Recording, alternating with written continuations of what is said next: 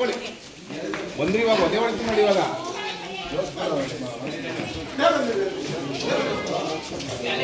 Line prayer ನಿಂತ್ಕೋತಿಲ್ಲ ನಿಂತ್ಕೊಳ್ಳಿ.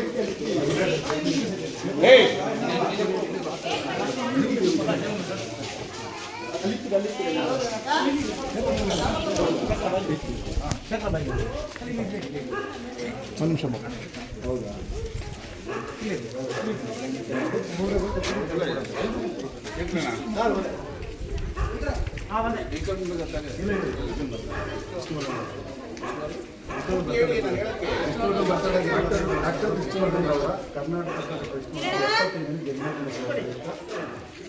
ಮಕ್ಕಳಿಗೆ ಅಭಿಮಾನಿಗಳ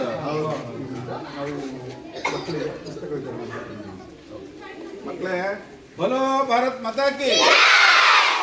ನಮ್ಮ ನೆಚ್ಚಿನ ನಟರು ವಿಷ್ಣುವರ್ಧನ್ ನಿಮ್ಮೆಲ್ಲರೂ ಪರಿಚಯ ಇದೆಯಲ್ವಾ? ಅವರು ಸುಮಾರು ಚಿತ್ರಗಳಲ್ಲಿ ಉತ್ತಮ ನಟನೆಯನ್ನು ಮಾಡಿ ಸಮಾಜಕ್ಕೆ ಒಳ್ಳೆ ಮೆಸೇಜನ್ನು ನೀಡಿದ್ದಾರೆ, ಹೌದಲ್ವಾ?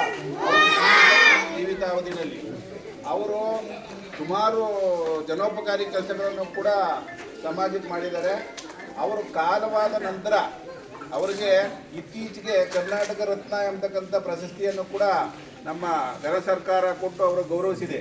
ಇದು ಇಡೀ ವಿಷ್ಣು ಬಳಗದ ಅಭಿಮಾನಿಗಳಿಗೆ ಅಷ್ಟೇ ಅಲ್ಲ, ಇಡೀ ಕರ್ನಾಟಕದ ಜನತೆಗೆ ಸಲ್ಲಿರ್ತಕ್ಕಂಥ ಒಂದು ಗೌರವ ಅಂತ ಹೇಳಿ ನಾನಾದರೂ ಭಾವಿಸಿದ್ದೀನಿ.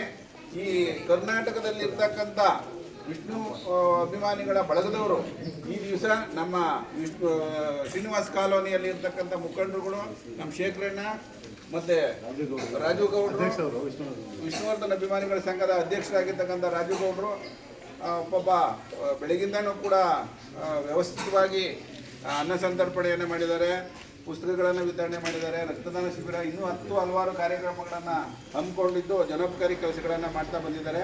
ಅವರು ಒಳ್ಳೆಯದಾಗಲಿ.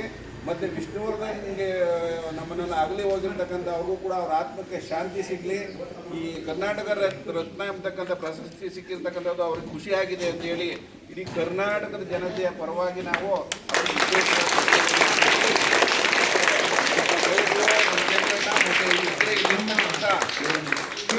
ಕಿರಣ್, ರಾಜು, ಶ್ರೀನಿವಾಸು ಇತರೆ ಎಲ್ಲ ಮುಖಂಡರು ಕೂಡ ಇವತ್ತು ಆಗಮಿಸಿದ್ದಾರೆ. ಹೌದಾ? ಅವರ ವಿಷ್ಣುವರ್ಧನ್ ದತ್ತುಪುತ್ರರಾಗಿರ್ತಕ್ಕಂಥ ಶ್ರೀಧರ್ ಸರ್ ಬಂದಿದ್ದಾರೆ.